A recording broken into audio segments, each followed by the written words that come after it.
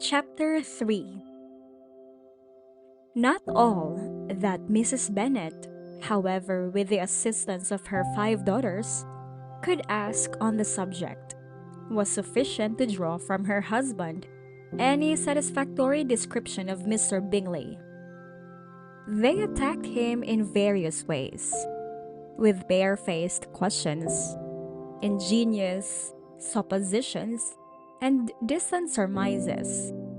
But he eluded the skill of them all, and they were at last obliged to accept the second-hand intelligence of their neighbor, Lady Lucas.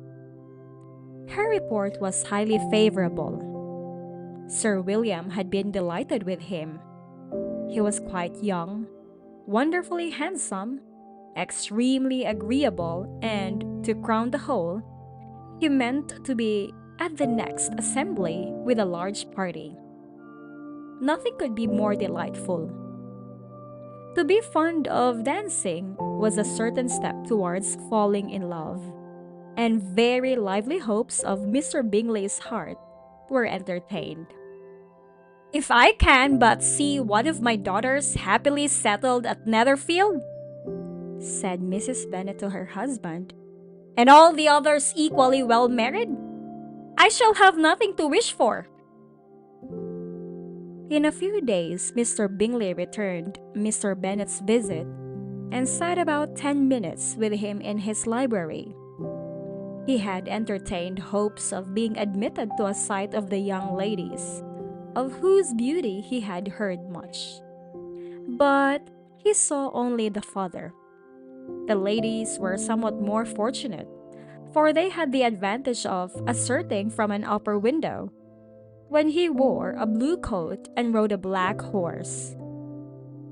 An invitation to dinner was soon afterwards dispatched, and already had Mrs. Bennet planned the courses that were to do credit to her housekeeping, when an answer arrived which deferred it all.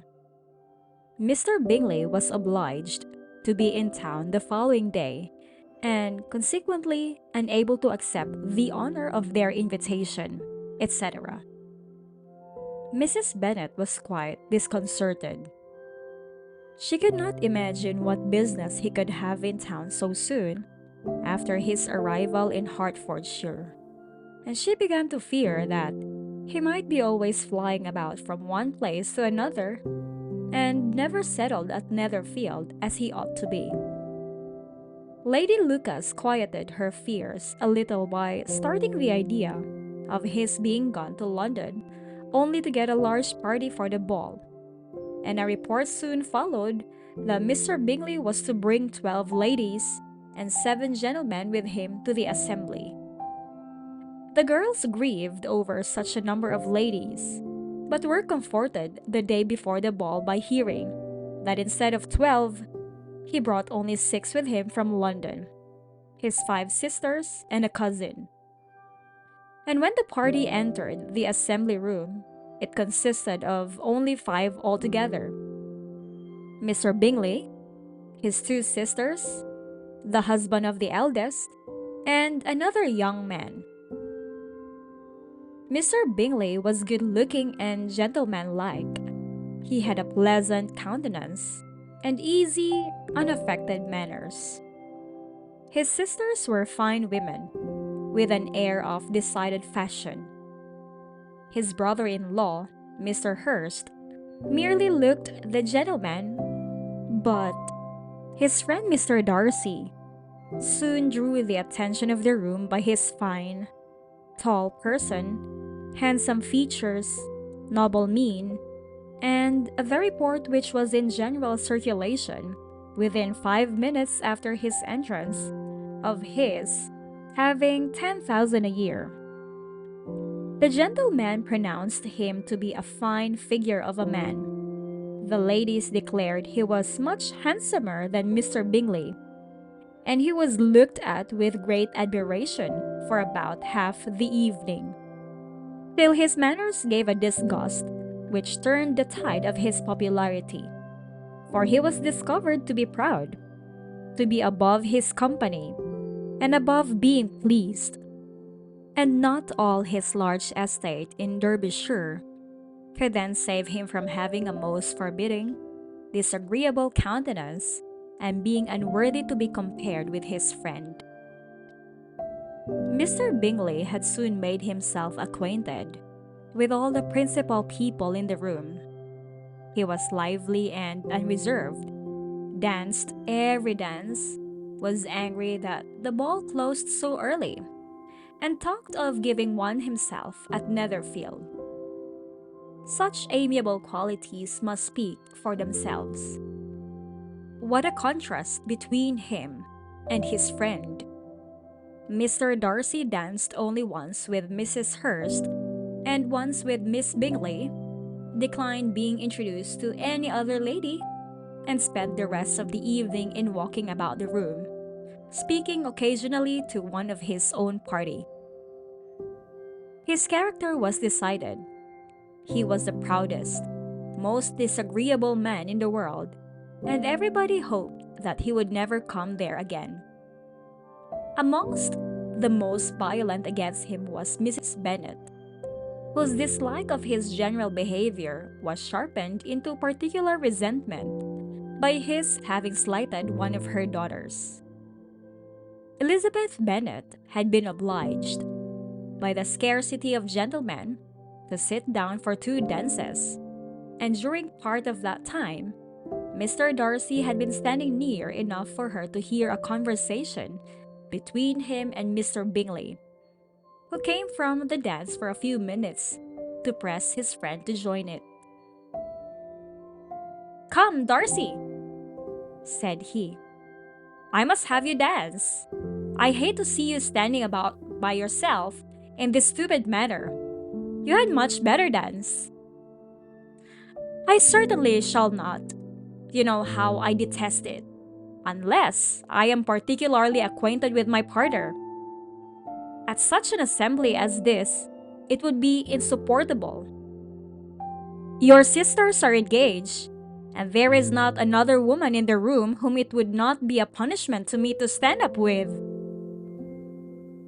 "I would not be so fastidious as you are," cried Mr. Bingley, "for a kingdom. Upon my honor, I never met with so many pleasant girls in my life as I have this evening, and there are several of them you see uncommonly pretty. You are dancing with the only handsome girl in the room," said Mr. Darcy, looking at the eldest, Miss Bennet. "Oh, she is the most beautiful creature I ever beheld. But there is one of her sisters sitting down just behind you, who is very pretty, and I dare say very agreeable. Do let me ask my partner to introduce you." "Which do you mean?" And turning round, he looked for a moment at Elizabeth, till catching her eye, he withdrew his own and coldly said, "She is tolerable, but not handsome enough to tempt me. I am in no humor at present to give consequence to young ladies who are slighted by other men. You had better return to your partner and enjoy her smiles, for you are wasting your time with me." Mr. Bingley followed his advice. Mr. Darcy walked off, and Elizabeth remained with no very cordial feelings toward him. She told the story, however, with great spirit among her friends, for she had a lively, playful disposition which delighted in anything ridiculous. The evening altogether passed off pleasantly to the whole family. Mrs. Bennet had seen her eldest daughter much admired by the Netherfield party. Mr. Bingley had danced with her twice, and she had been distinguished by his sisters. Jane was as much gratified by this as her mother could be, though in a quieter way. Elizabeth felt Jane's pleasure. Mary had heard herself mentioned to Miss Bingley as the most accomplished girl in the neighborhood, and Catherine and Lydia had been fortunate enough never to be without partners, which was all that they had yet learned to care for at the ball. They returned, therefore, in good spirits to Longbourn, the village where they lived, and of which they were the principal inhabitants. They found Mr. Bennet still up. With a book he was regardless of time, and on the present occasion he had a good deal of curiosity as to the events of an evening which had raised such splendid expectations. He had rather hoped that his wife's views on the stranger would be disappointed, but he soon found out that he had a different story to hear. "Oh, my dear Mr. Bennet!" As she entered the room, "we have had a most delightful evening, a most excellent ball. I wish you had been there. Jane was so admired. Nothing could be like it. Everybody said how well she looked, and Mr. Bingley thought her quite beautiful, and danced with her twice. Only think of that, my dear. He actually danced with her twice, and she was the only creature in the room that he asked for a second time. First of all, he asked Miss Lucas. I was so vexed to see him stand up with her. But, however, he did not admire her at all.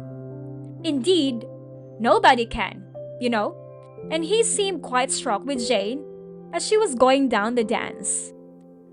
So he inquired who she was, and got introduced, and asked her for the two next. Then, the 2/3 he danced with Miss King, and the 2/4 with Maria Lucas, and the 2/5 with Jane again, and the 2/6 with Lizzie, and the Boulanger. If he had had any compassion for me, cried her husband impatiently, he would not have danced half so much. For God's sake, say no more of his partners. Oh, that he had sprained his ankle in the first dance. Oh, my dear, I am quite delighted with him. He is so excessively handsome, and his sisters are charming women. I never in my life saw anything more elegant than their dresses. I dare say the lace upon Mrs. Hurst's gown." Here she was interrupted again. Mr. Bennet protested against any description of finery. She was therefore obliged to seek another branch of the subject, and related, with much bitterness of spirit and some exaggeration, the shocking rudeness of Mr. Darcy. "But I can assure you," she added, "that Lizzie does not lose much by not suiting his fancy, for he is a most disagreeable, horrid man, not at all worth pleasing. So high and so conceited that there was no enduring him. He walked here, and he walked there, fancying himself so very great, not handsome enough to dance with. I wish you had been there, my dear, to have given him one of your set-downs. I quite detest the man.